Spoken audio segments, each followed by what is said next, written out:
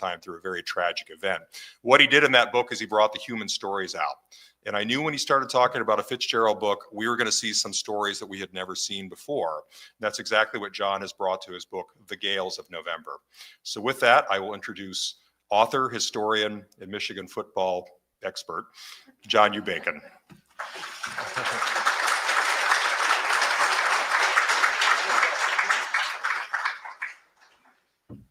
As always happens when I follow Bruce, I have to bring the microphone down. I am 5'8". Great, thanks, Bruce, for that, of course. Thanks to all of you. There are two basic centers that I used to research this book over the last 3.5 years or so. One was the Great Lakes Maritime Academy in Traverse City. That's where 4 of my best sources came from, who explained to me how all this works. They knew the crew and the captain of the Edmund Fitzgerald. So clearly very helpful in many ways. The other, of course, is Bruce Lynn and this great Great Lakes Shipwreck Museum. And through him, he had gained the trust over the years of the family members who are here tonight. They did not know me from Adam, of course. So Bruce very generously, and at some risk, frankly, lent his credibility to me, and that made all the difference. Despite the fact, as he pointed out, that Bruce is a fervent Ohio State Buckeye fan, and I am not.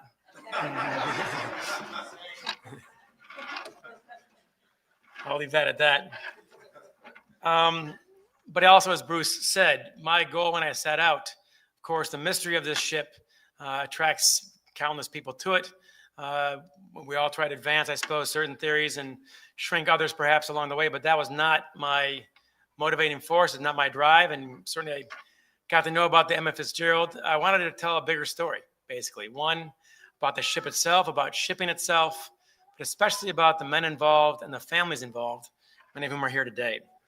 The Fitz was, in fact, all that. When you write a book proposal, by the way, you put together about 50 pages, and you send it out to New York, and then it circulates around the publishers.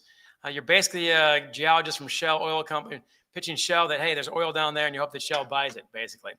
In this case, the oil just kept on springing up. Every time I looked at the story, it got better and better and better, including, and more interesting, certainly, including, of course, the fact that the Fitzgerald really was the greatest ship on the Great Lakes.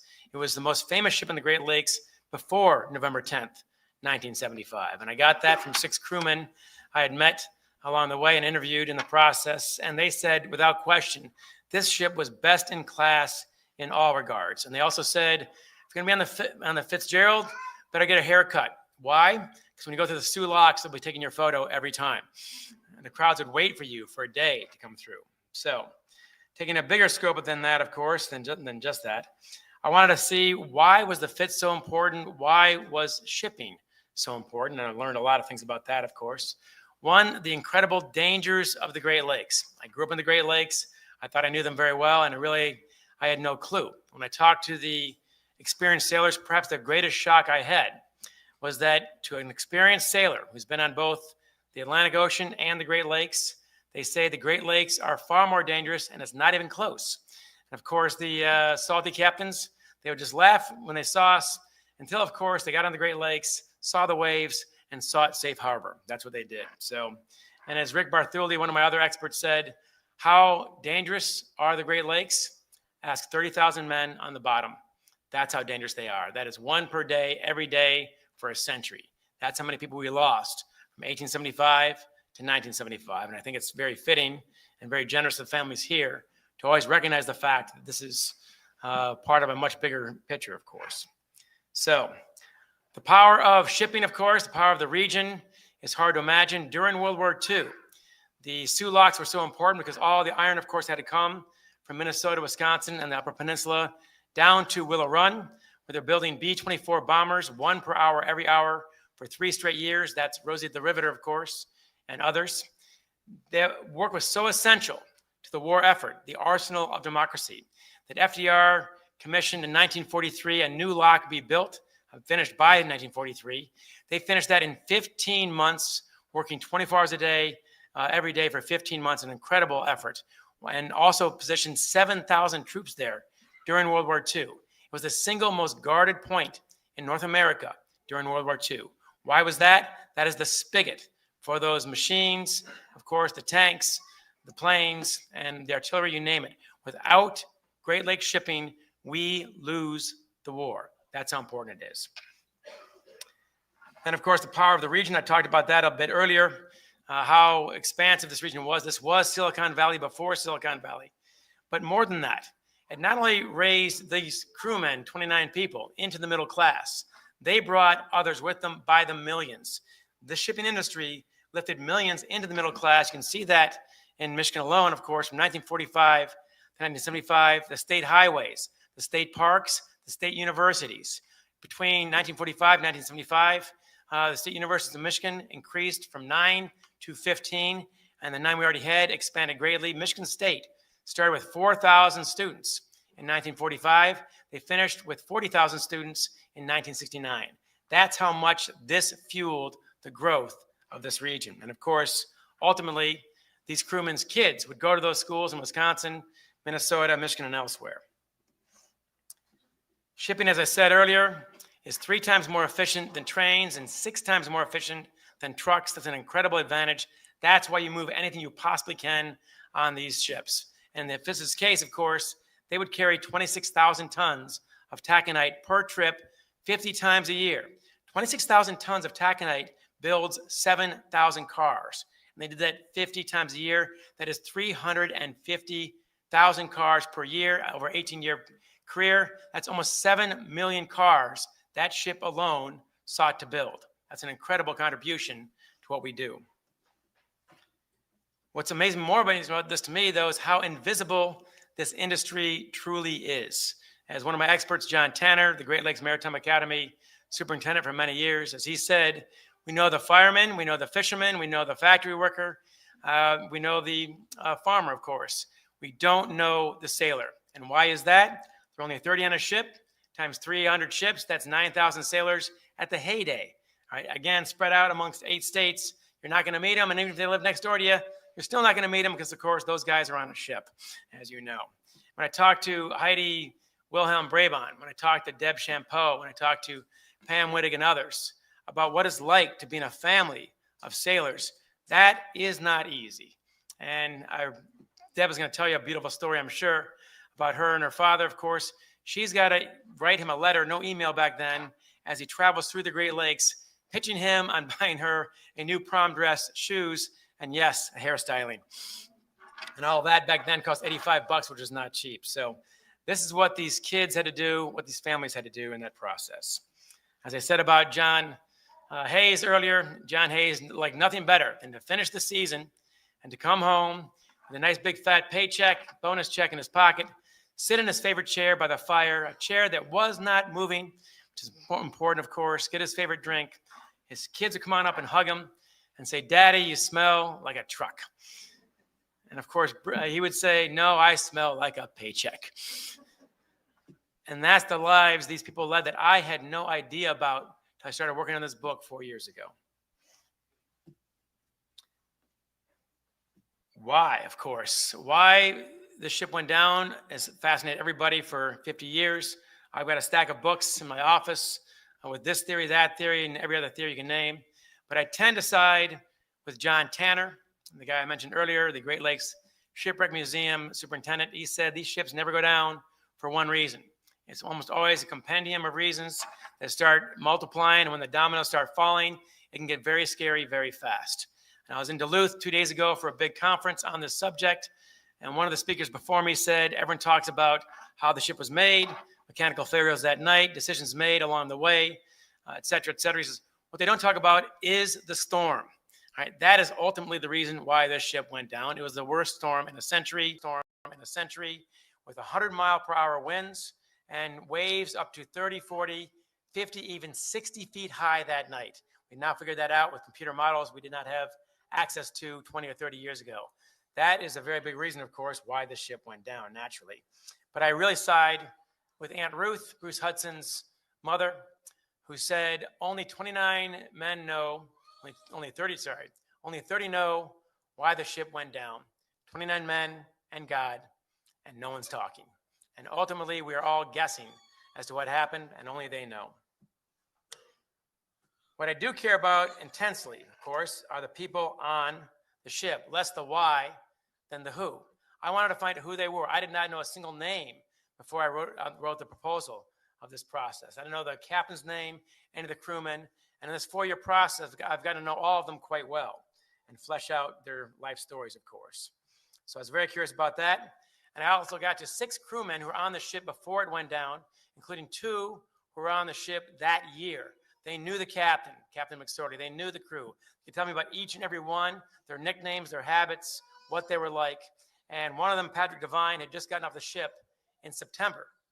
And Patrick said, I have to tell you right now about the Fitzgerald, everything about it was first class. Every aspect of that ship was best in class. Our living quarters, the galley, you name it, the cargo holds. And he said the captain and the crew, you could be assured, at every level of the crew, they were the best at what they did on the Great Lakes. And that man had been on 10 ships before and after this happened. So he knew what he was talking about. And he also said, and there are also, by the way, on this ship, no weirdos. And he was quick to add, and this was the 70s. And the ones who were laughing loudest were from the 70s, I noticed, by the way. So they know what I'm talking about. He said, look, these ships often were the land of the misfit toys, right? Guys trying to escape something or try to find something. But this ship was not like that. This was a bunch, he said, Patrick Devine, a bunch of truly good guys you wanted to spend your time with. You didn't go back to your cabin and hide. You hung out and you played cards in the galleys and told stories. These are the guys I got to know on this ship. They say, of course, that history is written by the victors, but in the Great Lakes, history is written by the survivors. And I ran into that when I was talking about the 1913 White Hurricane, of course, that claimed 19 ships and almost 300 men. And in that process, there are a handful of ships where no one survived, and we know almost nothing about them. And that broke my heart. And what I did not want to see happen is that to happen here on the Fitzgerald. We know the song, we know the number, we did not know the people. And I thought that was heartbreaking, truly, especially as I got to know the families. A few quick stories. She'll tell you about Buck Champeau, but I'll tell you about Blaine Wilhelm, Heidi's father, a sweet man by all accounts who had 7 children back in Makwa, Wisconsin. And he had struggled to pass the next test to move up the ranks on the ship, but he had gotten his courage together and got a friend to help him. And he was prepared during a longer off season than usual to take the next test and go to the next level. These people had hopes and dreams they were working hard to fulfill. And every day they went to port and came back, of course, about once a week. He would take the change from those stops in Silver Bay, Minnesota, 2 harbors, Duluth, Toledo, Zug Island, and so on. Take that change and dump it in a big old Maxwell House coffee can. And at the end of the season, he'd come home to Makwa. They'd all gather around the family table, and he'd dump it out there for the kids to split. And as Heidi pointed out, that money went very far when candy bars cost 10 cents. But what that can has always meant to me, that can is your family. That can is a deposit you make every day you're on the sail, on the seas. A reminder of why I'm doing this. A reminder of whom I love and where they are. All right, an investment you make literally every day. And then 9 months later, you show them. You show them how you felt about them when you're gone. That is asking a lot. We've got Bruce Hudson, of course. Bruce Hudson was a 22-year-old deckhand on the ship, an Ohio State student who took a couple summers off to make some very good money at the time, and he was very judicious with how he spent it. He saved a lot of it, except for his hotshot 1972 Dodge Challenger burgundy muscle car. In the passenger side, in the back seat, there's a sticker, all right, of the Columbia Transportation logo you see on that stack. That's how proud he was to be on the Edmund Fitzgerald. And he and his buddy, Mark Thomas, also of Cleveland, were about to head out that summer in 3 days. All right, in 3 days, about to head out, that November, on a cross-country trip to Colorado and to California. And as I said earlier, they're going to Colorado to get Coors beer, which was considered quite exotic at the time. I still love that fact, by the way. But in the meantime, he finds out that his girlfriend is pregnant. Cindy Reynolds calls him at the payphone at Silver Bay, Minnesota, and he says right away, don't worry, we'll move in together. We'll raise our child ourselves. We'll be okay. And she's deeply reassured by this, of course. And then she tells him to go ahead and go on that trip with Mark Thomas You've earned it, and you'll be back in plenty of time, of course, when the child comes up in June. And I'm pleased to say that daughter is Heather, and she's here with us tonight. These are the lives these men led. Last one, Eddie Bindon. Eddie Bindon, we got to know because 2 years earlier, wearing a very similar suit, my son, Teddy Bacon, was asked to ring the bell for Eddie Bindon here. Why is that? Because Eddie Bindon and his wife, Helen, were 47 years old. They had no children, and they didn't plan to have any children, of course, at that point. What he did do, however, is want to celebrate their 25th anniversary by buying her a 2-carat diamond ring in Duluth, Minnesota, the day before they left on November 8th, 1975. And instead of stuffing that into his duffel bag like you normally would, he gave it to a good friend of his in Duluth with the address and a love note to wrap around that case to mail back to his wife. And of course, we know the rest of that story. 3 days later, she gets that in the mail. And with that, of course, she put the ring on her finger, wore it for the rest of her life, and never remarried. And I would not have known that unless we were involved in your family. And Teddy Bacon, my son, came up here 2 years ago, rang that bell. We have a picture of him walking back through the aisle with tears in his eyes. I knew nothing about Eddie Bindon 2 years ago. All right? And these are the lives we discover by getting to know you. And that is a life clearly that was worth living and clearly a life worth remembering. From this ship, it was such a shocking event when the ship went down.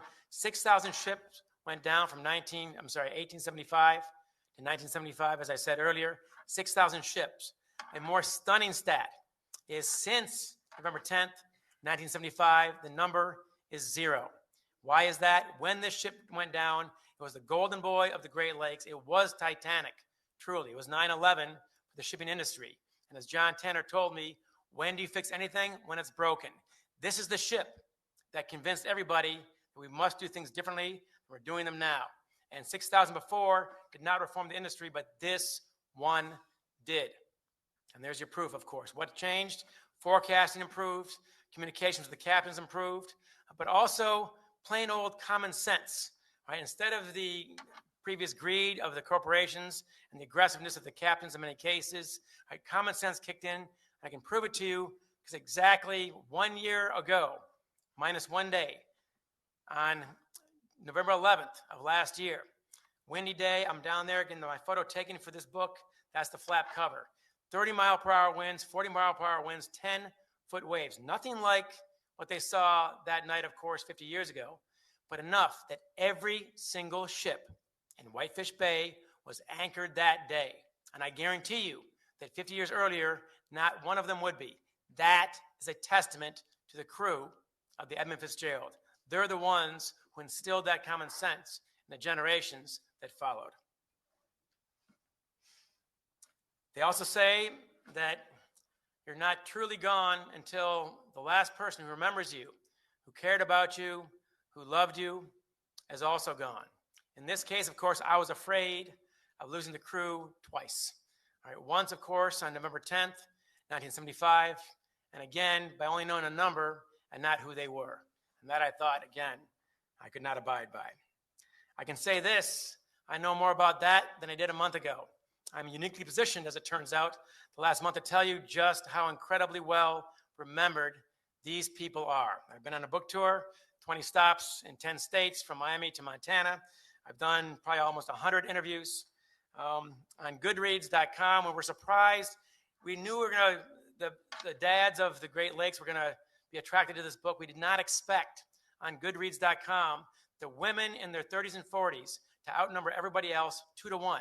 We are finding new people with this story to tell the story, to pass on the legacy of who these men were. And that definitely surprised me.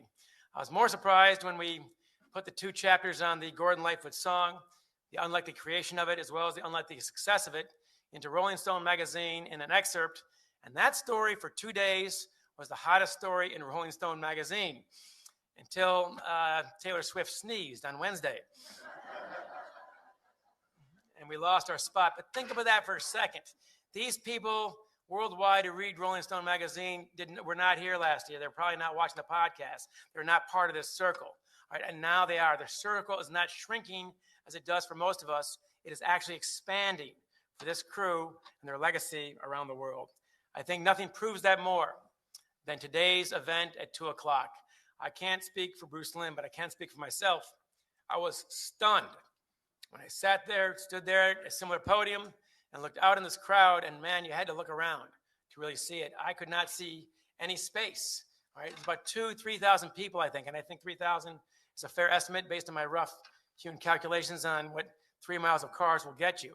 All right, 3,000 people, and it was still 30 degrees, and they're wearing their Carhartts and their boots, and there's 90 minutes, and I didn't see anybody leave. I didn't see them on their cell phones. I didn't see them do anything other than pay respects for the people who are here. That was an incredible display. If you drive through that lane, you saw license plates from Iowa, from Florida, from all over the United States and Canada. It was an incredible display and one we could not have scripted. We had no tickets. We had no reservations. We had no idea who exactly was going to show up, how many, and from where. That, if Aunt Ruth could see that. Aunt Ruth, on November 9th, 2015, talked to Gordon Lightfoot from a phone in the crew's quarters when Pam Wittig was here, talking about her aunt. Gordon Lightfoot comes charging into the crew's quarters. He's there to see them. He's not there to play. He's there with Rick Haynes, his bass player, and I talked to him as well. The first thing you ask is, where is Aunt Ruth? And Pam Wittig told them that Aunt Ruth is on her deathbed in South Carolina. Give me a phone. So he calls up Aunt Ruth, and they're talking, and she tells him that she promised Bruce through prayer that she would join him before the 40th anniversary in heaven so they could be together, because Bruce had been alone too long. And of course, Gordon Lightfoot himself is getting choked up when he's hearing this, and he understands her wishes. She hangs up the phone and says to Cindy Reynolds, the mother of Bruce Hudson's child, and says, I was talking to Gordon. That's how well they knew each other. That's how close they were. That's how much this story draws people to it. And then a few hours later, she honored her promise to Bruce Hudson and joined him in heaven.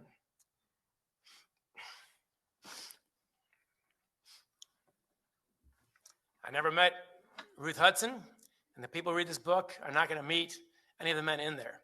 But I feel like I have met Ruth Hudson, and hopefully when you read the book, you will too.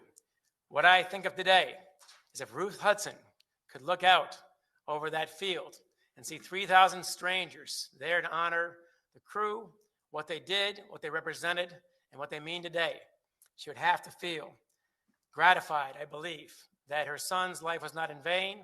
And as I said earlier, that you're still alive so long as people remember who you are. All right? Bruce Hudson's life has been extended today, as have all the others. Thank you very much.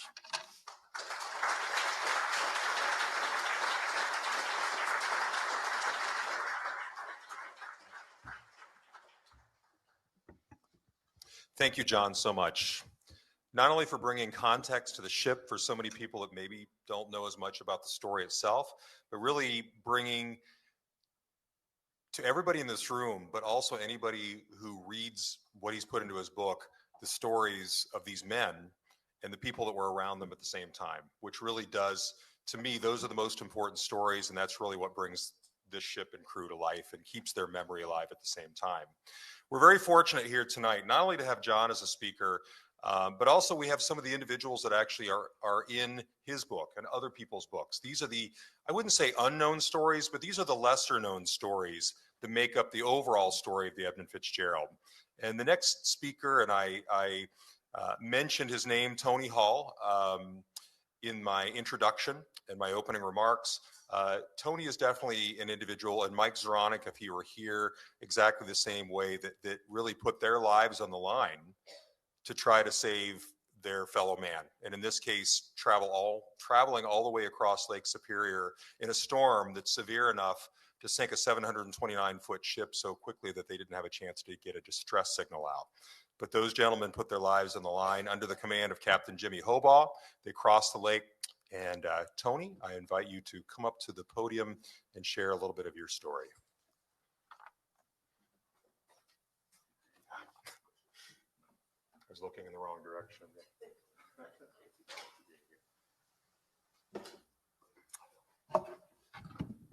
Hello, everybody. I'm proud. I'm honored to be here. Uh, I sure ain't no John Bacon, but I'm going to do the best I can. That guy is a great speaker. At my age, I have a hard time remembering why I walked into the kitchen. But 50 years ago, I remember pretty good. We were, if we didn't have the duty in the ship, we was scattered everywhere. Duluth Superior, because they were close together. It was a sailor's port, and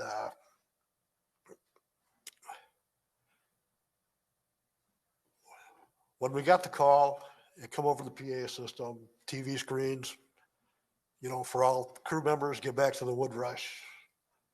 And so we all hustled to get back to the ship.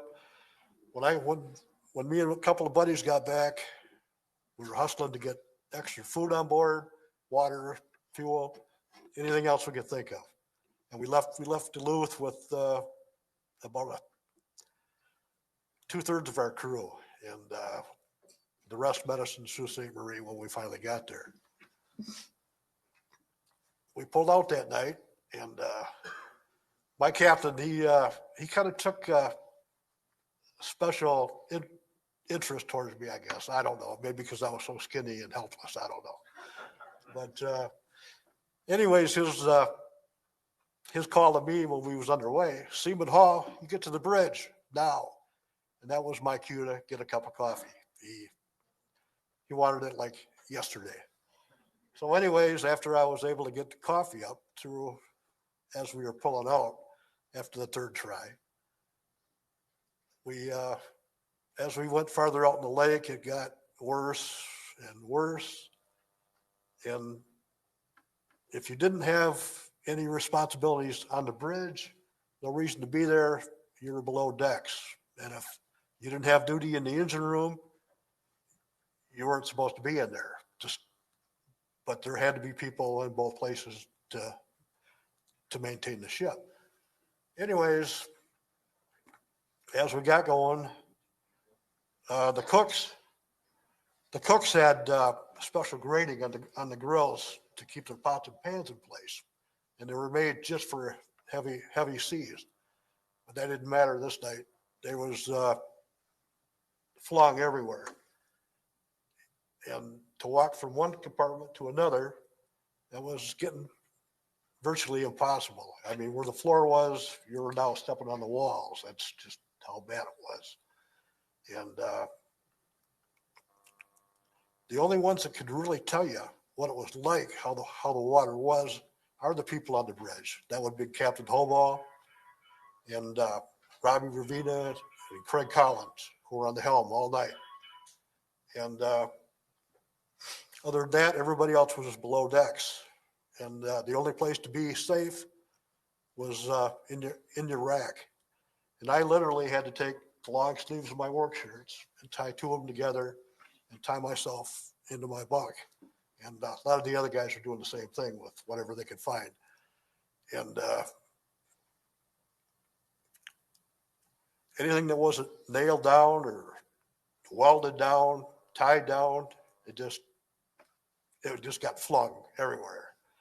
So if you can imagine a wine bottle cork and a wash machine, that's about how we was. And we finally got to Whitefish Point, the last known position where the Fitzgerald went down. A Navy plane had dropped a dye marker in the water, so we did a grid search there. We started out with a grid search. We dropped a side scan sonar over the side, and we did a grid search. And they kind of thought they found it like right away, but they wasn't sure. Just to be sure, we just kept doing more searches and come back to that spot. Anyways, that was the spot. And but as you all know, we didn't save anybody. Everybody. She was at the bottom. before we even pulled out, and we didn't know this. And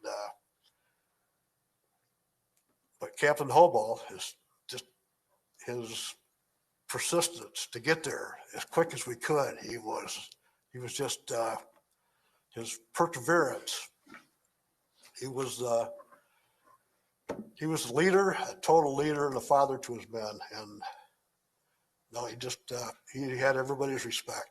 And even to this day, even though he's not with us anymore, he'll be a legend always. And with that, 10 years, not to get off track here, but I'm trying to fill everybody in on how things went. But 10 years to go on the 40th anniversary here, we just happened to be coming through the UP, and we come in here, and it was a lot going on, and we didn't realize. My wife and I just stopped in just because we were in the area, and out by the lighthouse there was a patio deck, and my wife and I took a walk out that way, and there's a woman out there just looking over the water, and that happened to be Deb Shampoo. And anyways, I didn't know it at the time. My wife says, "I'll bet she's one of the family. You go talk to her, Tony." And so I went out there, and excuse me, ma'am. I told her my name. I was on the wood rush, and that's all I got out. And she started crying and grabbed me and hugged me, and I started crying, and it's been kind of like a family thing ever since.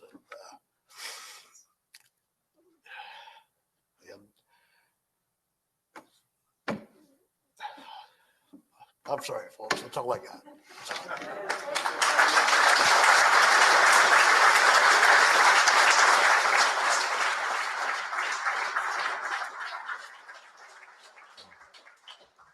Tony, thank you so much, and thank you for being here. And I'm glad that your wife talked you into talking to Deb, because we've been getting you here just about every year since, I think, at this point. So we're honored to have you each year. And Mike, if you're watching us, we hope to have you back here next year as well. You mentioned Deb, and we'll go right into our next speaker. Debbie Champeau is she's the daughter of Oliver Buck Champeau, third assistant engineer on board the Fitzgerald, but she was also instrumental in lobbying the Canadian government, along with Aunt Ruth Hudson, and Janice Armagost, Cheryl Rosman, to make the possibility of having this bell here, and also having that wreck site being declared a grave site.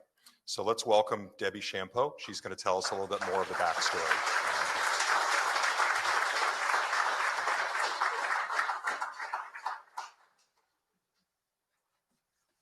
Hi, everyone. My name is Deb Gomez-Felder, but I use my maiden name to be here with, too tall. There we go. I'm shorter than. Many of you do know me by Debbie Champeau because I like to be connected to my dad.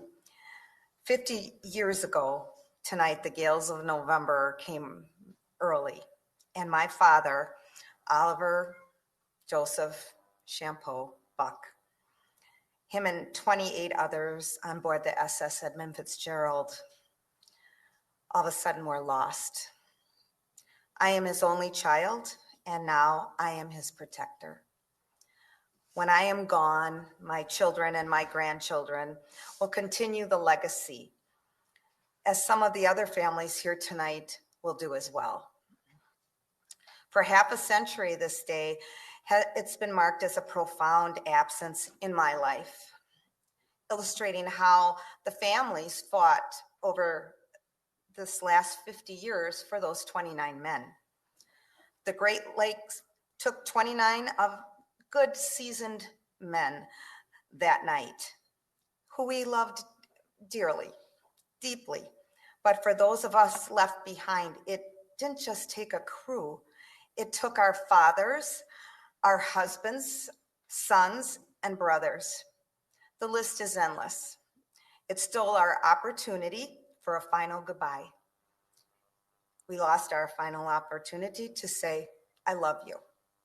And for all of us, the chance to have a formal funeral just did not happen. I remember small everyday things about my dad. His voice, his stern questions about my grades in school. Keep those up. But mostly his beautiful blue eyes. They seem to twinkle in my presence. Some details you might never forget, and you never will. He would ask me to sit closer to him on our trips up north to visit family.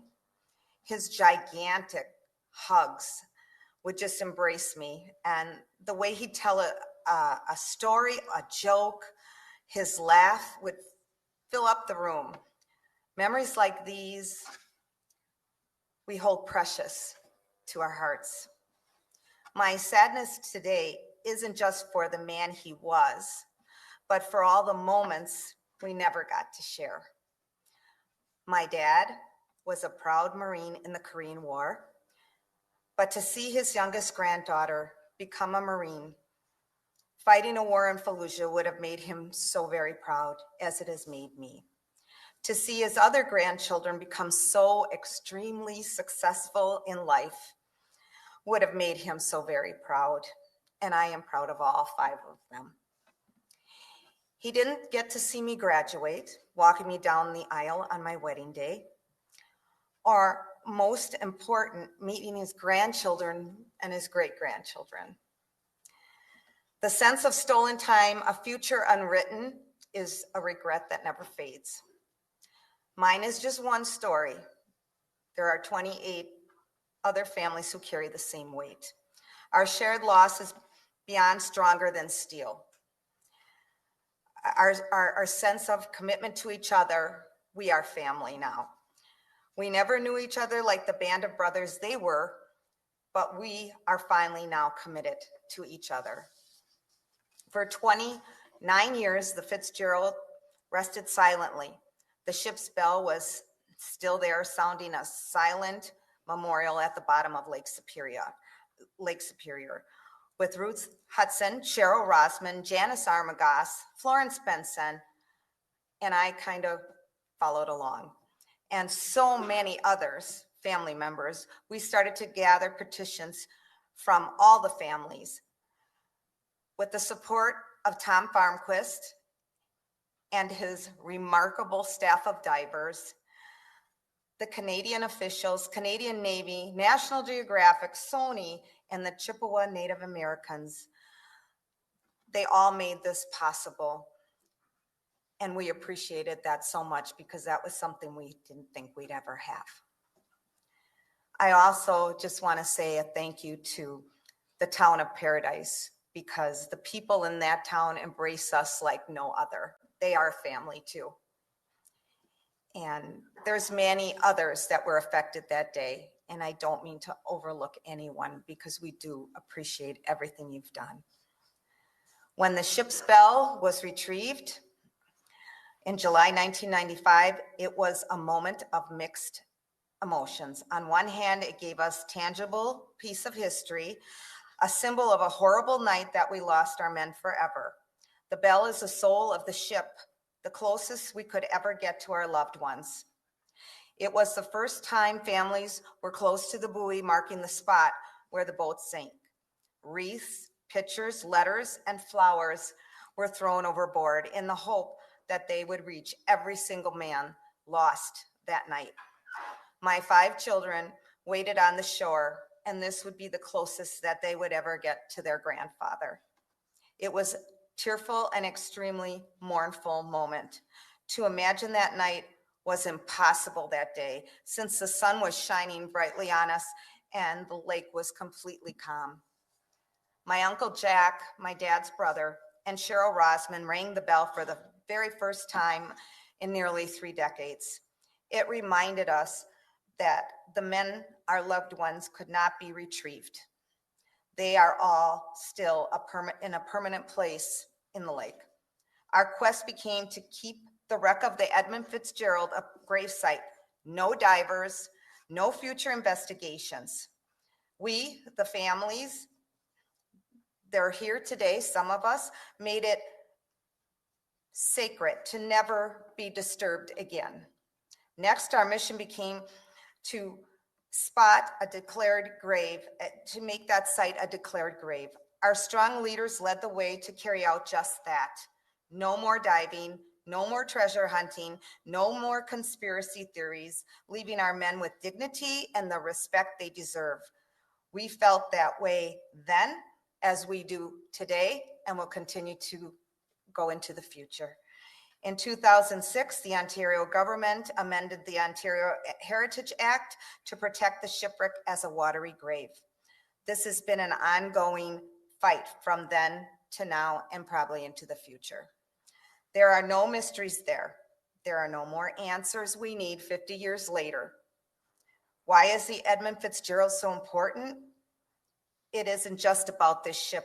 Anyone who has lost family on the Great Lakes is just as important as our loss is. Over an estimated 30,000 lives and approximately 6,000 shipwrecks have been recorded. We just took another step in a fight to retrieve a bell and declare it a gravesite. If Gordon Lightfoot hadn't brought acknowledgement to the unseaworthiness of the ships on the Great Lakes, where would we be today? He was a wonderful man and a great friend to many of us. The lake holds its secrets, but it holds our men, respecting and giving them the dignity that they deserve. This was our final act of love. This annual ceremony, the museum at Whitefish Point, the Mariners Church in Detroit, and many other places, these are all our living memorials. They are how we pass the stories to the next generation. No matter where we are and who we're with, we are still connected with our 29 families. I thank Bruce Lynn and his wonderful staff. They have supported us, accommodating us, and we're really not an easy bunch. We can be quite demanding every year, not just this year, and we appreciate everything he does and his staff for us. 50 years later, we are still here, a community of families bound by a shared loss, but also by a deep and an unbreakable love. I'm not the naive 17-year-old girl I once was. I and many others have heard it all. Our message now is still no more diving. This is my father's grave and other people's husbands, fathers, brothers. We don't want them disturbed. Our bond is just not in mourning, but in a shared commitment to remember and to be on guard to protect and honor the final resting place through the next generations. We are alive and well, and we'll never stop our commitment to those we love.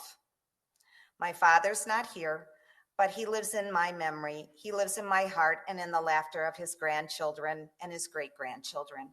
And in the enduring legacy of the Edmund Fitzgerald, he lives on through me. We, the families, carried out the impossible. We are continually on watch. If anyone here is with their dad, the last thing I ask of you is to please hug your dad and let him know how much you love and appreciate them. I never got that chance. With the blink of an eye, you may not have that chance again. Life is precious and time is limited on this earth. Love the family God gave you. To my dad, I hope I've made you proud, and no, I love you very much. Your memory and the 28 others who died on the Edmund Fitzgerald will never ever be forgotten, and I will continue to protect you till the day I take my last breath. Thank you all for being here and remembering with us and sharing in our sadness and loss. May the 29 men of the Fitzgerald rest in peace. We will never, ever forget you. Thank you.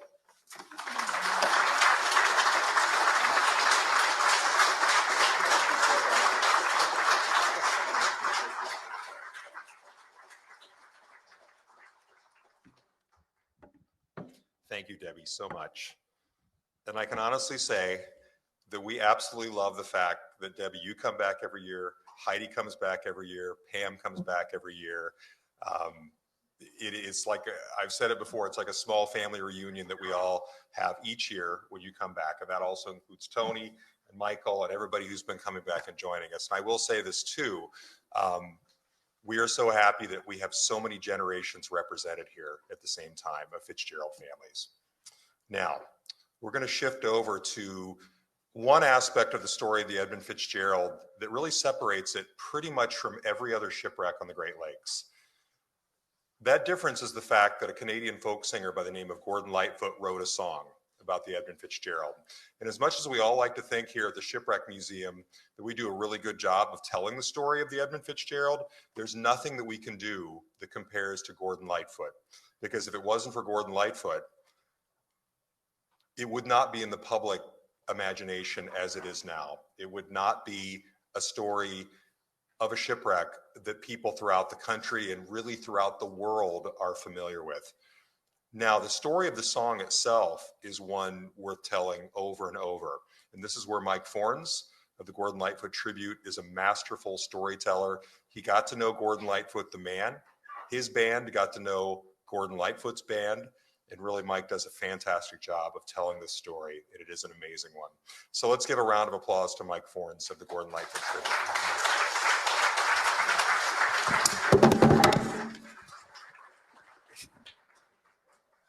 Sorry.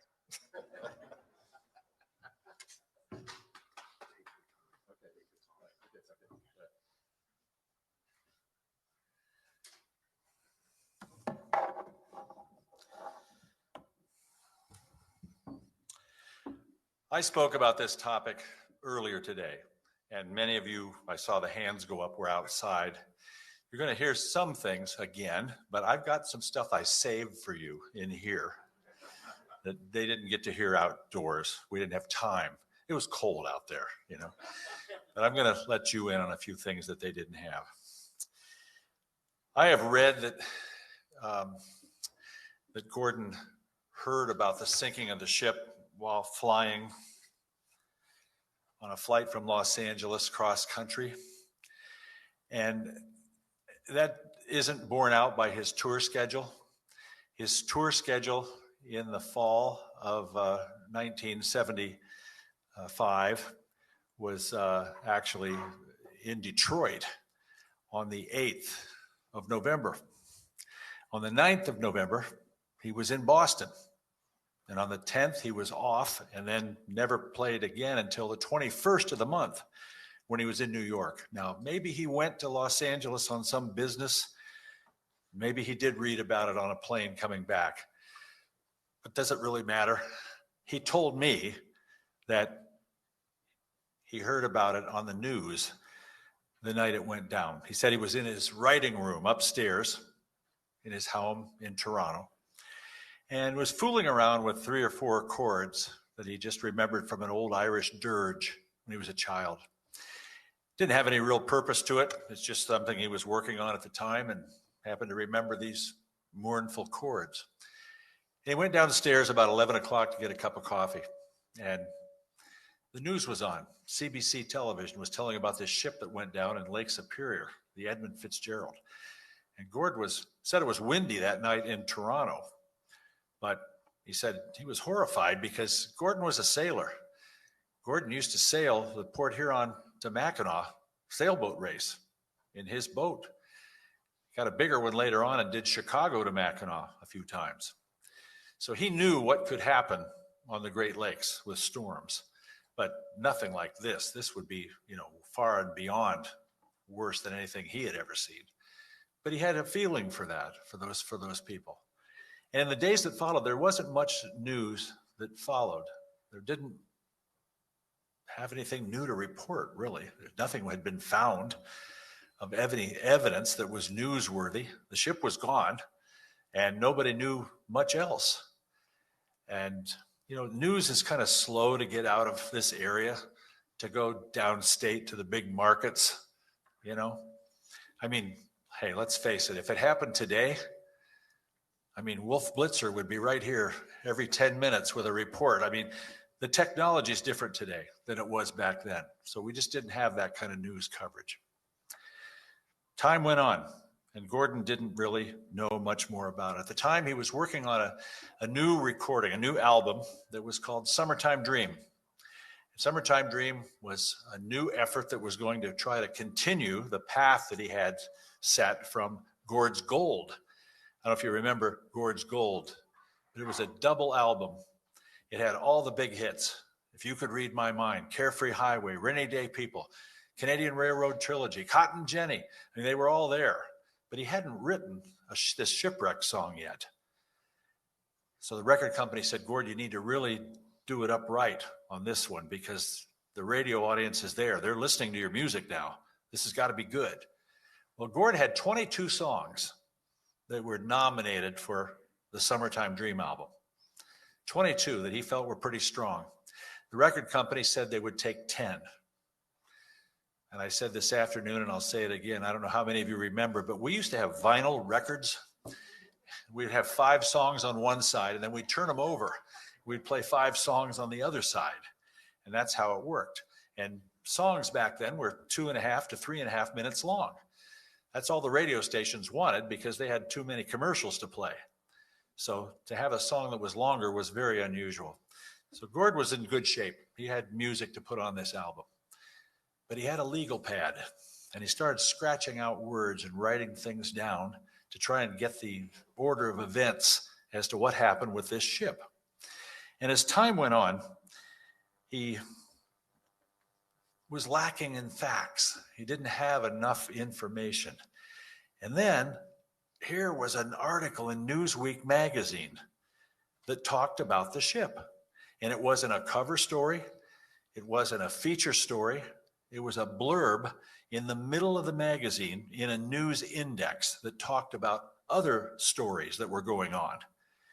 And Gord was fascinated by this because it kind of aligned the events as they happened and gave him some facts that he thought he could probably put into a song.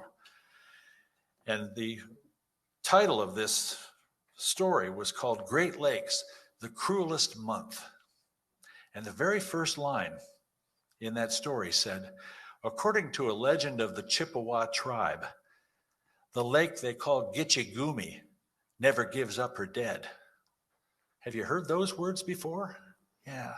Gordon took that line right from that article and used that in the song and other things that were in that article too. Things that talked about the ship leaving Superior, Wisconsin and having 26,000 tons of iron ore, and the ship was the pride of the American side. I mean, it was the best big ship we had, and it was a captain that was very experienced and a crew that knew what they were doing and been through storms before. And they got into some trouble with the weather, and the weather got worse and worse and worse. And pretty soon that ship was in trouble. And the captain began asking for help. And another ship following, we know it was the Arthur M. Anderson, was asked to help out. And they kept them in sight until the lights went out. And they didn't see them anymore on radar or visually. And the ship was gone. And it ends by telling about the stone 126-year-old church in Detroit, where a pastor rang the bell 29 times. 126 years old, that church. I was just there 3 nights ago and played at their ceremony. And I've never seen so much stained glass in a church. It was gorgeous. And it got moved from a block away. They picked that whole church up and moved it on a railroad system and didn't disturb one stone in the church. It's remarkable. It's really remarkable. But 50 years ago, it was 126 years old. That's really, really something. So Gord took all these words and started to put them together and tried to get his facts in order, lining them up, So let's take a look at the song. Let's take a look at the words that Gordon Lightfoot wrote and try and figure out what he was thinking to write this like this. The legend lives on from the Chippewa on down of the big lake they call Gitchigumi, The lake, it is said, never gives up her dead when the skies of November turn gloomy. Well, that's right from that Newsweek article. That's right there in that story. With a load of iron ore, 26,000 tons more than the Edmund Fitzgerald weighed empty. Isn't that clever how he turned that around to make that work? That good ship and true was a bone to be chewed when the gales of November came early. And I think early on, that was the first time he had ever seen those words written, was in that magazine article, a reference to the gales of November. Today, as journalists, we might capitalize that. But back then, nobody had really called it that. And it became kind of a working title for the song. Gord thought that might be what I'll call this song, the Gales of November. So he's already mentioned it once here in the verse. The ship was the pride of the American side, coming back from some mill in Wisconsin. Now, I just played a concert 2 weeks ago in Superior, Wisconsin, and they had a big event up there going called Friends of the Fitz. And our band went up there and we played for a wonderful audience. They're very proud of the fact that Superior, Wisconsin is the last port that the Fitzgerald was in before it left on that fateful journey. And I said to the people, I was setting up the song to play it, and I said to the people, you know, it's too darn bad that Gord didn't get the name of your town into the song, because he could have. I mean, coming back from Superior, Wisconsin. It could have fit, coming back from some mill in Wisconsin. It isn't some mill, it was Superior, coming back from Superior, Wisconsin.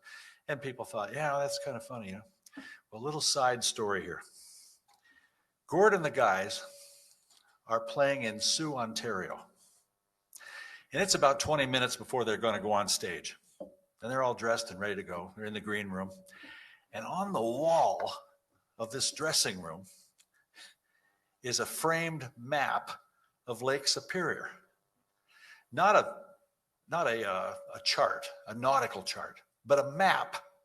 And it shows the whole Ontario coastline and the whole Minnesota coastline and the whole Wisconsin coastline and to Michigan. And it's got the roads and the towns and the highways. You know, it's not a nautical chart. And Terry Clements, their lead guitar player, wonderful guy, the most humble guy you'd ever want to meet. And sometimes he would say things. He was smart, a smart guy, but sometimes he'd say things and they just came out funny, you know. Well, I mean, he'd be on stage and he'd be playing that lick in the middle of Sundown, you know, and he'd finish that and people would clap. They'd applaud for him playing his part. And he'd get this look on his face like, oh, shucks, you know. Well, Terry is standing up there at that map. He's got his finger going along that Wisconsin shore, looking at it, following it, looking closely at that. And Rick Haynes, the bass player who tells this story, said, Terry, what are you doing? And Terry says, I can't find it. He says, what do you mean you can't find it? He said, I can't find the town. I said, what town? You know, the town Gord sings about in the song. And Rick said, what? And Terry said, you know, Sumillan, Wisconsin. Sumillan, Wisconsin. Not some mill in Wisconsin, but Sumillan. How many times had he played that in a concert and, you know, every night for years and probably never saw it written out and just assumed that's what Gord was singing about, was Sumillan, Wisconsin. Okay. As the big freighters go, it was bigger than most, with a crew and good captain well seasoned, concluding some terms with a couple of steel firms when they left fully loaded for Cleveland. I asked Gord about that because the route of the ship was pretty well known. You know, they were going first to Zug Island near Detroit. You know, it's a dumping ground. It's a place where ships dump their cargo and then railroads come in and pick it up and take it where it's got to go. After that, they were going to Toledo. After that, they were going to Cleveland. So Gord, what's up? Gord said, well, I thought Cleveland rhymed the best. So Cleveland got in the song. And you know, it works. With a crew and good captain well seasoned, when they left fully loaded for Cleveland, and later that night when the ship's bell rang, could it be the north wind they'd been feeling? I mean, it all rhymes. It works out. I mean, come on. Would we have liked the song as much if he had sang, when they left fully loaded for Zug Island? You know, it wouldn't have had the same appeal, the same romance to it, right? The wind in the wires made a tattletale sound. Wow, that's descriptive. And a wave broke over the railing, and every man knew, as the captain did too, 'twas the witch of November come stealing. The dawn came late, and the breakfast had to wait, when the gales of November came slashing. When afternoon came, it was freezing rain in the face of a hurricane west wind. Probably right from that article in Newsweek magazine. When supper time came, the old cook came on deck saying, fellas, it's too rough to feed you. Now, do we know that the cook really said that? You know, we'll never know. But Gord did some research, and through letters that he wrote and phone calls that he made and people he talked to, he found out that's what happened on the Anderson. They weren't eating. So probably it was the same way on the Fitzgerald. Who wants to cook when that's going on? You know, who wants to eat anything when that's going on? Nobody, right? At 7 p.m., a main hatchway caved in. He said, fellas, it's been good to know you. And that line was the line that was made famous by Ruth and Cheryl and Janice and the others who went to see Gord in concert in Green Bay and got backstage and challenged Gordon. And Ruth said, I don't like that line in the song. My boy Bruce was in charge of the hatch covers. You make it sound like my son sank the ship. Wow. Gord took a step back. That was hard. He didn't write anything in that song to point the finger at somebody or place blame on anybody. But to hear that, I mean, you know, wow. And it wasn't until that next summer that Canadian television program, Dive Detectives, when exploration was allowed, got video and showed the ships broken in two. That must have happened awfully fast and awfully violent. The hatch covers leaked? Well, at the time, that's what the Coast Guard told us. That's what they thought. That's what the National Transportation Safety Board thought. But here's evidence. And Gordon changed the line in the song. Can't change the record, but in live performance, he now sang a different line there. At 7 p.m., it grew dark. It was then. He said, fellas, it's been good to know you. The captain wired in, he had water coming in, and the good ship and crew was in peril. And later that night, when his lights went out of sight, came the wreck of the Edmund Fitzgerald. Pretty well straight from what he read in Newsweek and what he found out in his research from talking to people. You see, Gordon didn't get any of these things by Googling them, you know. He talked to people to get the facts straight. This next line, this is how you get into the Songwriters Hall of Fame. Does anyone know where the love of God goes when the waves turn the minutes to hours? Wow. The Reverend Todd down at the Mariners Church the other night gave a short little homily at the beginning of the program about that line and said, you know, was God present when that happened? And he assured us that he was. He was there, and that it was his will, and that we don't always understand it, but that's what happened. The searchers all say they'd have made Whitefish Bay if they'd put 15 more miles behind her. And then there's all those theories, which we've heard from different people, and John told us so well that no one cause, probably. They might have split up, Gord said, or they might have capsized. They may have broke deep and took water. And then there's the line that always hits me so hard every year coming here. And all that remains are the faces and the names of the wives and the sons and the daughters. And there all of you are. Why did this ship sink? So many factors. Weather, overloading. Did they hit bottom at some point? Was the hull compromised? Were they taking in more water? Did the load shift? They couldn't pump out enough water. The two storms colliding like a cyclone, a bomb cyclone. All that topside damage that we don't think happened on the bottom. We think it happened up above in the waves.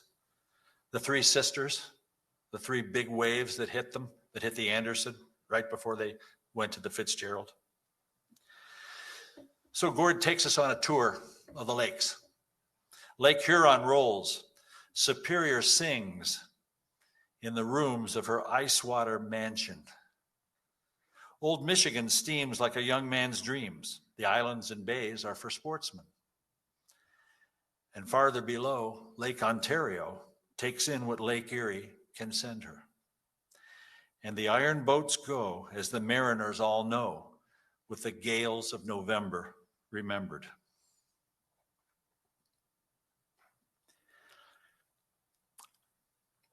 Gord did read that the church was 126 years old, and it was made out of stone.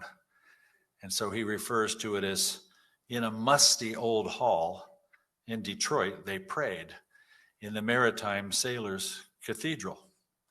The church bell chimed till it rang 29 times for each man on the Edmund Fitzgerald.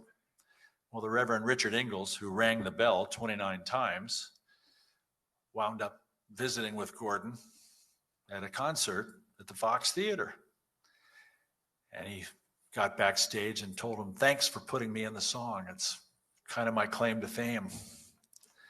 And Gordon smiled and said, "Well, that's great. I'm glad you're happy with it." And he invited Gordon over to the Mariners Church. And when Gordon got over there and got to visit, he realized that it wasn't musty in there at all. So now he's offended a pastor. He felt terrible about that. So yeah, he changed that too. In live concerts, he changed that too. And so I do it too. So in a rustic old hall in Detroit, they prayed. That's the way we're going to do it. And it's a reel, so it starts and ends the same way. The ending is the same as the beginning in a reel. The legend lives on from the Chippewa on down to the big lake they call Gitchigumi. Superior, they said, never gives up her dead when the gales of November come early. So into the studio go Gord and the band, and they're recording the songs for Summertime Dream, my favorite Gordon Lightfoot album. I love singing the songs on that album in concert. And in between takes, and they're, adjusting microphones and working on this and working on that, changing instruments around, Gordon keeps playing those chords and humming this little tune. And Terry Clements said, "What is that? What are you doing?" And Gord said, "Well, it's this shipwreck song I'm working on." And Terry said, "Well, how are you going to start it?" And Gord said, "I don't know. Come up with something." And Terry told me this story, that he came back and said, "Hey, Gord, your shipwreck song, how about this?" What Terry liked to do a lot of times was play the vocal line in a song on his guitar as a lead guitar player. He'd do it in the middle, like as a bridge. Well, he played that vocal line that Gord had been humming on an acoustic guitar. And Gord said, "No, that's not it. It's too soft. This is about a storm. This has got to have some intensity to it." It's got to be intense. It's got to really grab you. And Terry said, oh, okay. Well, he came back later and said, hey, what if I played this on my electric guitar and I played it through a distortion pedal and it sounded like this? It's what we've heard on the record. And Gord said, that's it. I love that. That's really good. That's good. And Rick Haynes, the bass player, said, so what happened to this ship? Was it in a collision? Oh, a storm. Do you want the bass to like thunder sometimes? Gord said, that could work. Ed Ringwald, who played pedal steel guitar and played under the stage name of Pee Wee Charles, said, you want the steel to kind of like have an eerie type of sound, kind of like wind, like a wind thing. Gord said, that could work. That could work, you know. Anyway, back to business. We got work to do here, the producer said. So they continue on doing the songs on Summertime Dream.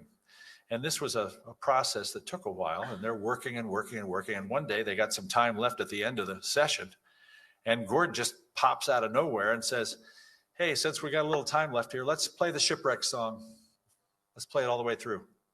And the guys in the band said, what do we play? We've never heard it. He said, well, just, you know, I've kind of hummed it. I mean, it's kind of the same thing over and over again. Terry's going to start it for us.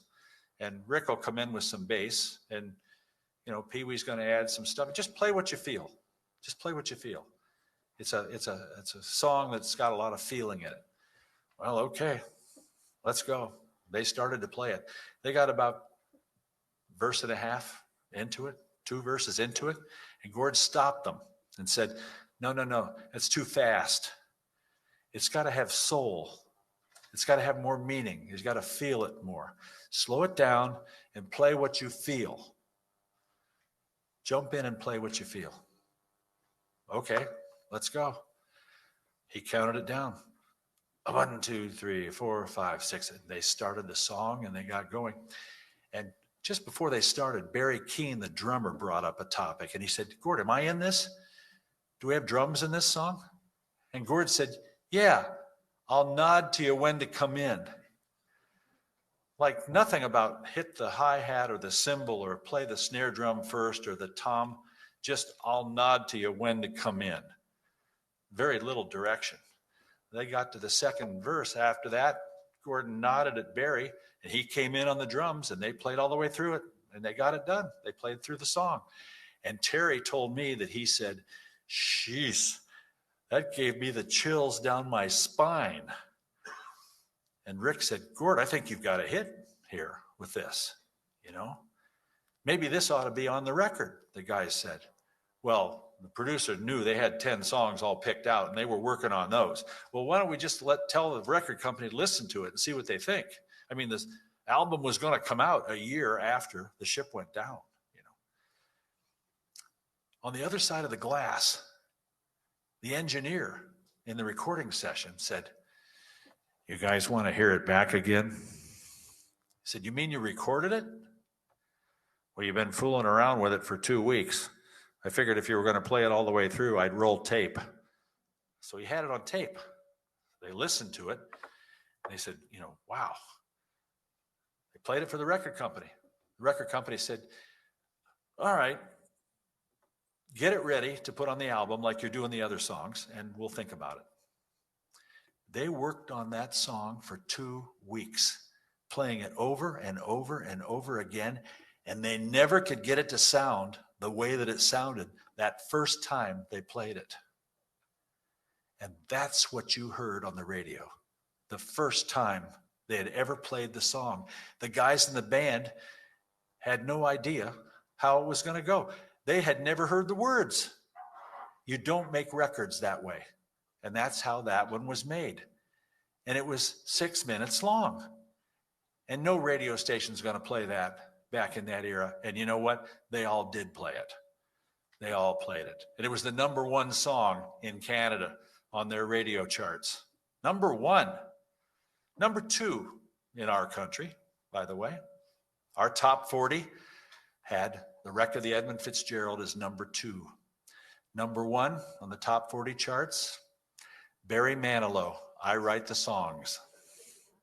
the Hot 100, which includes a little more rock and roll in it. The wreck of the Edmund Fitzgerald, number 2. Number 1 on the Hot 100, Rod Stewart, Tonight's the Night. Sometimes it works out that way. So it's a song that's a story song. Gord was very proud of it. He was proud of the way it came out. Yeah, it was a big hit for him. Yeah, it made a lot of money. Yeah, he contributed 2 scholarships every year to the Great Lakes Maritime Academy, where Thomas Benson and David Weiss had gone to school and were on the Fitzgerald. And those scholarships continue to be given out today. Yeah, it was a big song that resonated in different ways with family members. Some have told me at first they didn't like it. And the reason? Because back in the 1970s, we had a lot of what we referred to as bubblegum music. And the bubblegum songs would come on, and then after that would be the wreck of the Edmund Fitzgerald. And then they'd finish and right into another bubblegum song. And some family members told me they didn't think it fit in that context. But as time went on, more and more family members were contacted by Gordon and had contact with him personally and through the mail. And they began to think of it as their song. I mean, it's about their men. It's about their ship. And I think today, it's probably pretty universally thought of in a good way, in a real good way. So we're proud to be here to play it for you. We're going to do that after the call to the last watch. And I did find out, as I mentioned today, and if you weren't there to hear it, I'll tell you again, the rest of you can hear it again, that I did find out that Gordon did make it to the pearly gates. And when he got there, St. Peter was waiting at the podium, and he said, "Come on in, Gordon. Bring your guitar. We've got 29 men up here from a ship that are pretty anxious to meet you." Thanks for listening.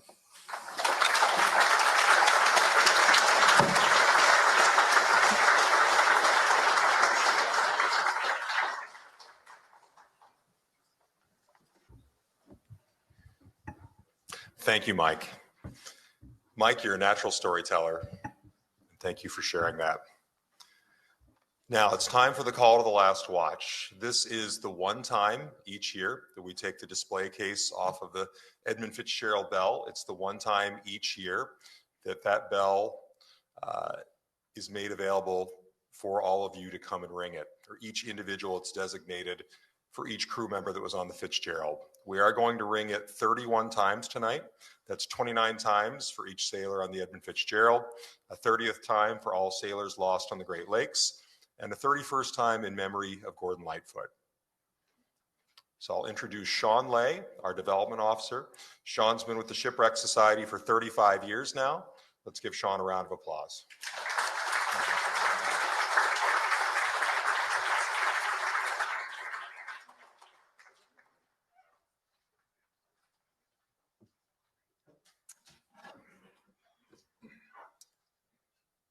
Call to the last watch, Captain Ernest M. McSorley.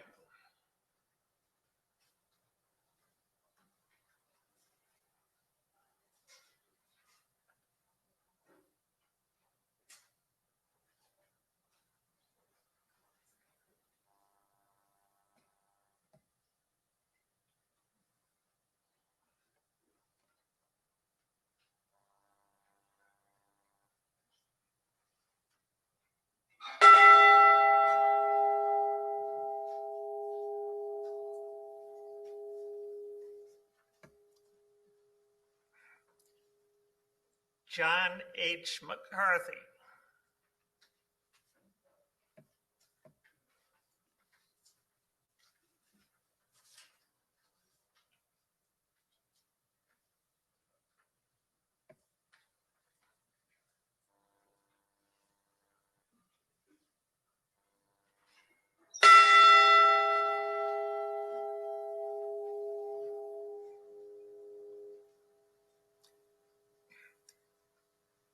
James Pratt.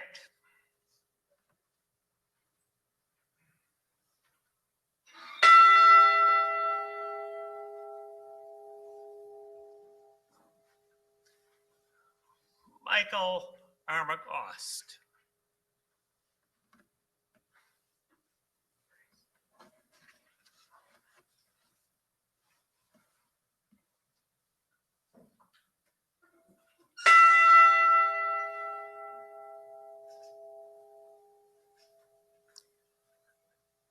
John D. Simmons.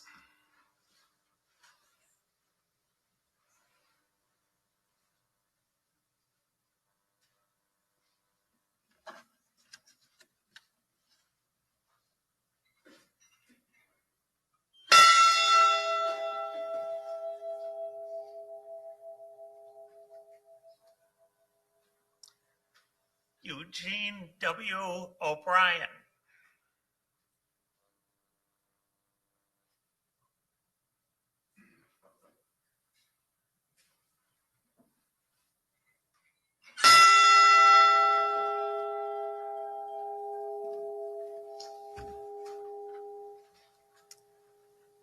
John J. Powiak.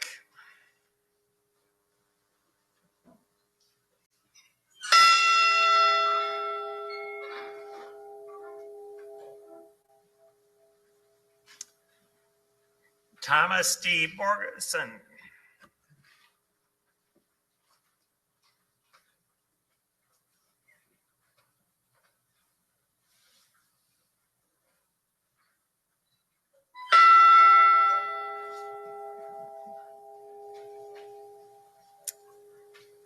Ransom E. Cundy.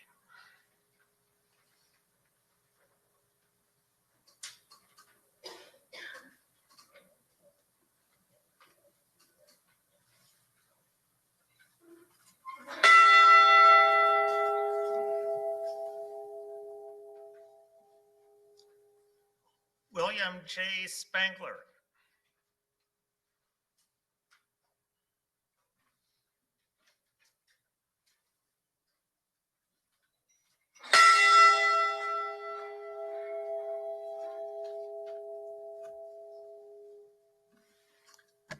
Bruce L. Hudson.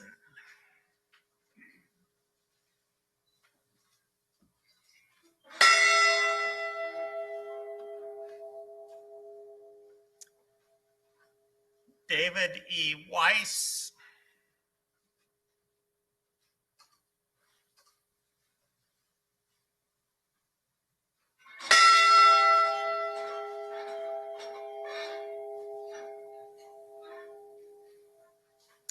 Robert C. Rafferty.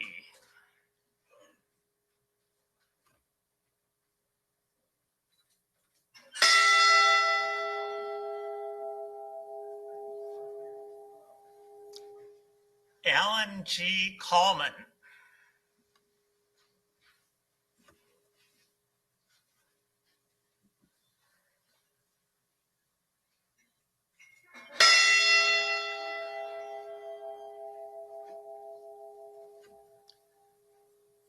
Frederick J. Beecher.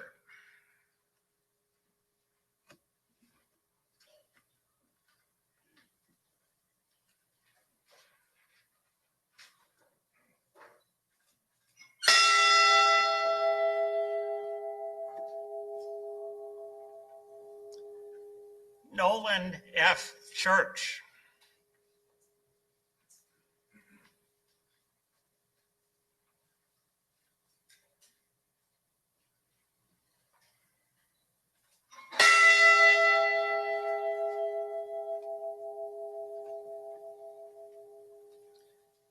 George J. Hall.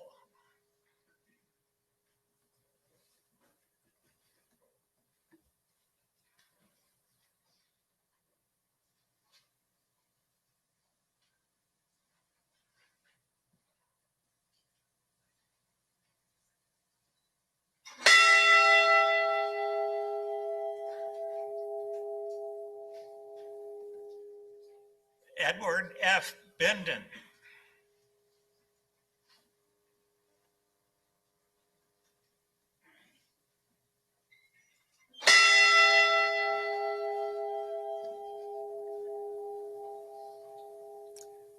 Thomas E. Edwards.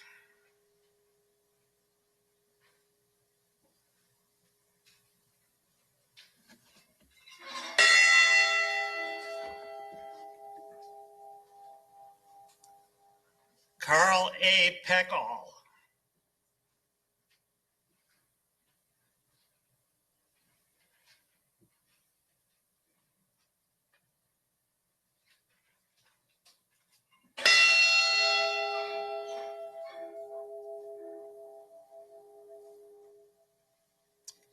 Mark A. Thomas.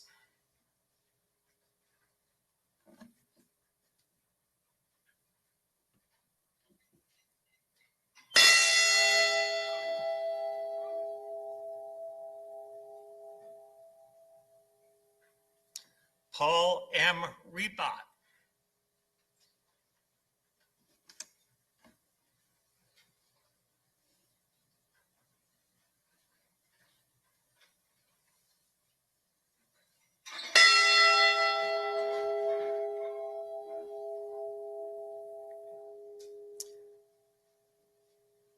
Russell G. Haskell.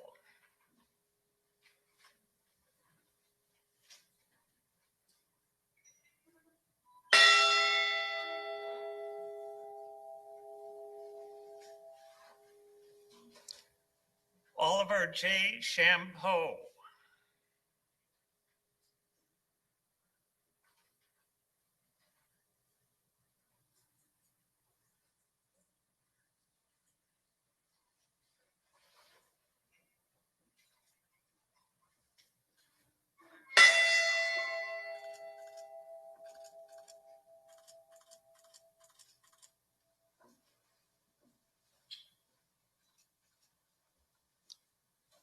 Blaine H. Wilhelm.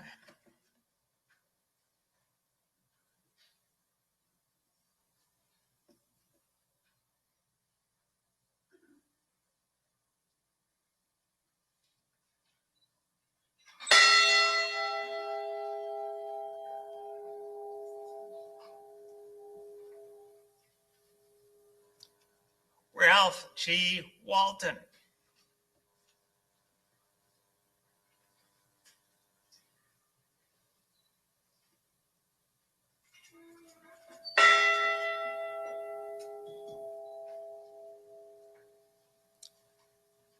Thomas Benson.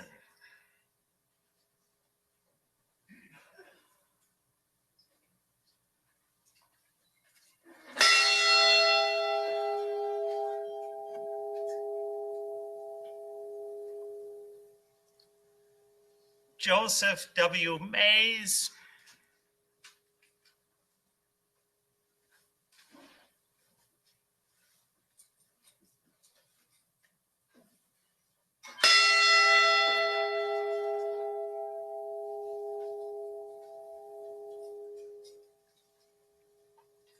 Gordon F. McClellan.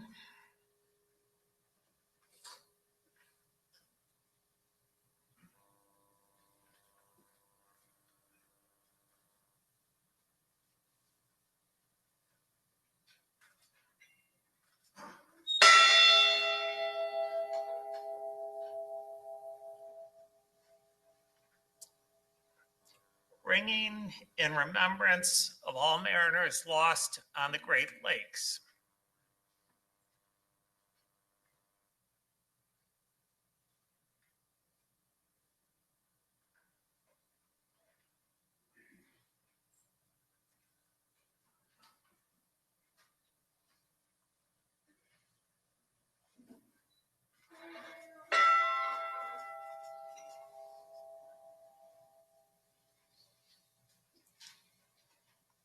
And ringing for Gordon Lightfoot.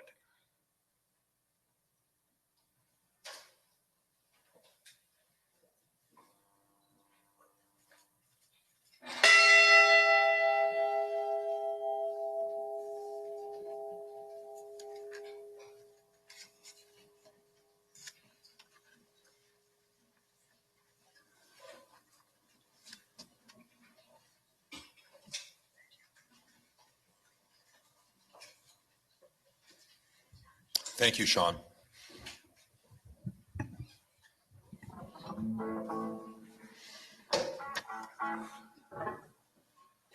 And now we'll have the wreck of the Edmund Fitzgerald by the Gordon Lightfoot Tribute.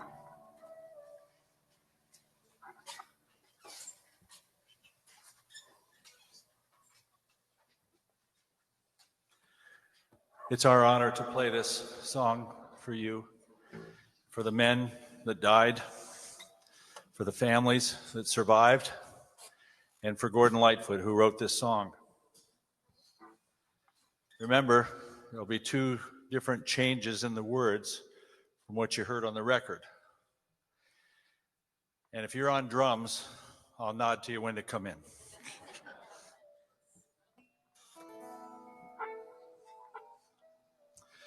Oh, 1, 2, 3, 4, 5, 6.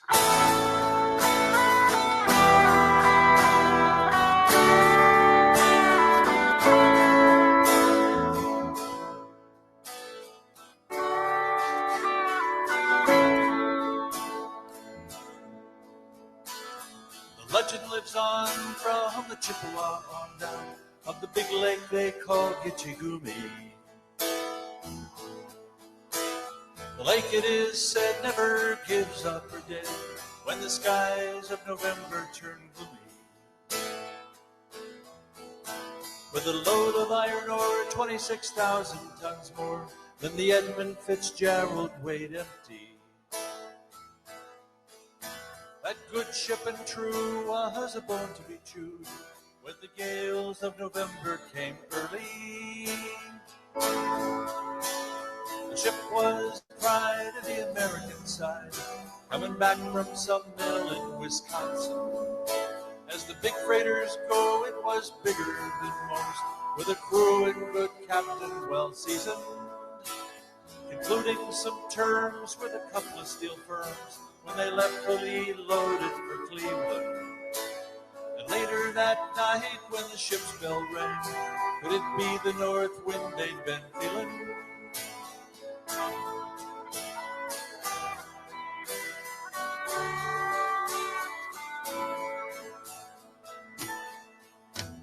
The wind in the wires made a tattletale sound, and a wave broke over the railing. And every man knew, as the captain did too, 'twas the witch of November come stealing. The dawn came late and the breakfast had to wait when the gales of November came slashing. When afternoon came, it was freezing rain in the face of a hurricane west wind.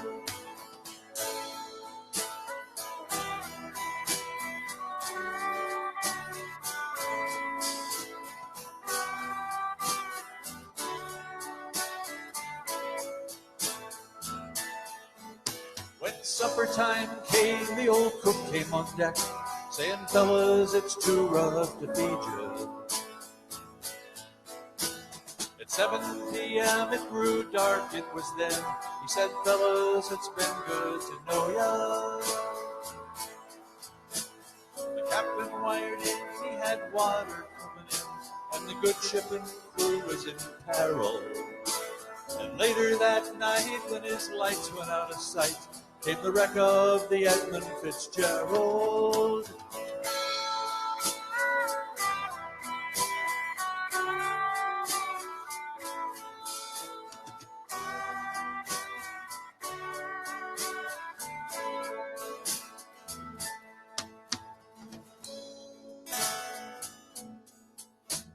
Does anyone know where the love of God goes when the waves turn the minutes to hours? Searchers all say they'd have made Whitefish Bay if they'd put 15 more miles behind her. They might have split up, or they might have capsized. They may have broke deep and took water. And all that remains are the faces and the names of the wives and the sons and the daughters.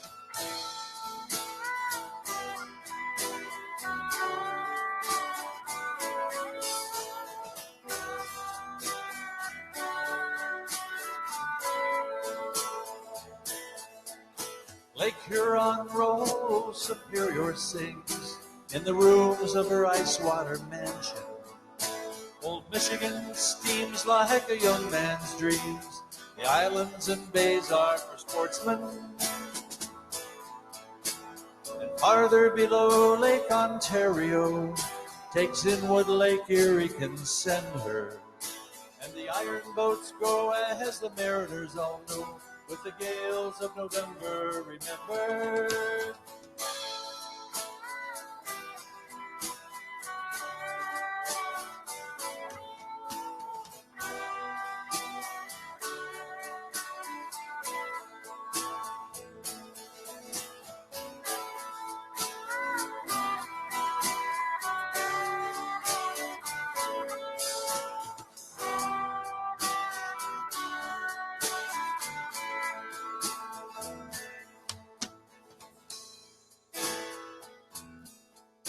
In a rustic old hall in Detroit, they prayed in the maritime sailors' cathedral.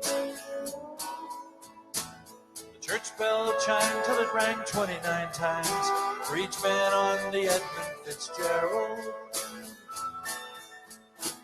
The legend lives on from the Chippewa on down of the big lake they call Gitchagumi.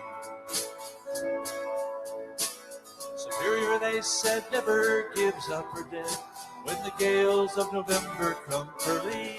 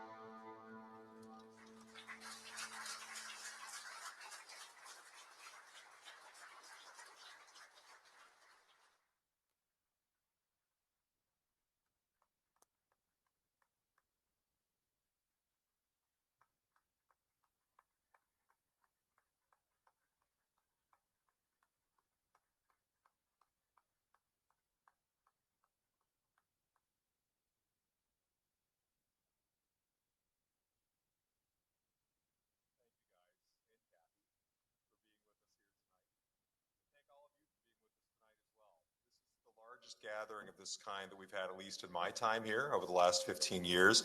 And I think if there's anything that I can say, if the events of really this year, if you look at all the books that have been published, if you look at the artwork, if you look at the various memorials that are taking place all over the Great Lakes in different parts of the country, much less the, be it 2,000 or 3,000 people that we had here today, I think it's safe to say, and this is to all the Fitzgerald family members, that your lost loved ones, this ship and crew will not be forgotten. I think we can safely assume that at this point. So to round out, I'm going to shift focus a little bit. I'd like to ask if we have any, I'm going to say members of the military in a second, but if we have any Marines or former Marines in the audience, I'd like you to stand up. It's the 250th anniversary of the Marine Corps. Let's give these Marines a round of applause. Thank you for your service.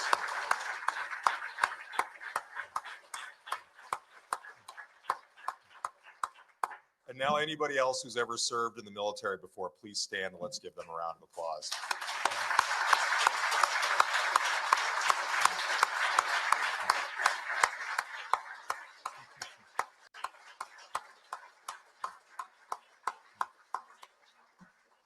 As you can probably imagine, there's a lot of work that goes into making this event a reality. For our Shipwreck Society staff that's here, and I know we've got a number of us, let's have the Shipwreck team, the Shipwreck Society staff, stand and let's give them a round of applause as well.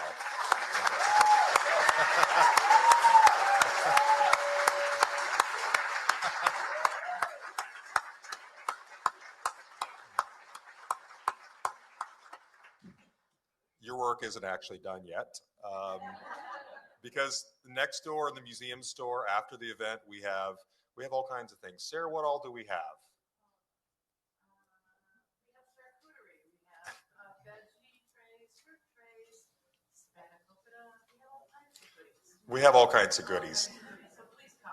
Please come. Please join us afterwards right in the museum store. I will say be careful, because I've had various notes handed to me that it is actually snowing again out there. So be careful as you walk over there. And finally, one last time, I'm going to say thanks again for everybody coming out here. It makes me feel good. I know it makes the rest of our staff feel good to have you all joining us.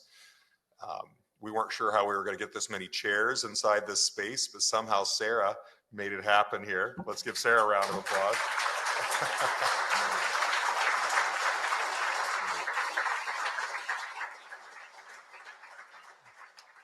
I think each time I mentioned an additional 10 to 20 chairs, I would get a look from Sarah.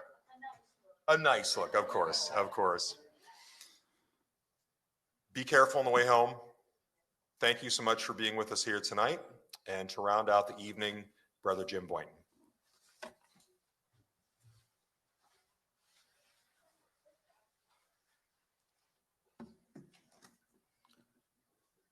Let us pray. Lord, as we come to the end of our commemoration, we thank you for the lives we remember and the community they have formed. Your last words on the cross, Lord, were, "It is finished." Let our words today be, "It carries on." Captain Ernest McSorley's last words were, "We are holding our own." Now, after 50 years, let ours be, "We are holding our loved ones in memory and holding each other in love." Amen.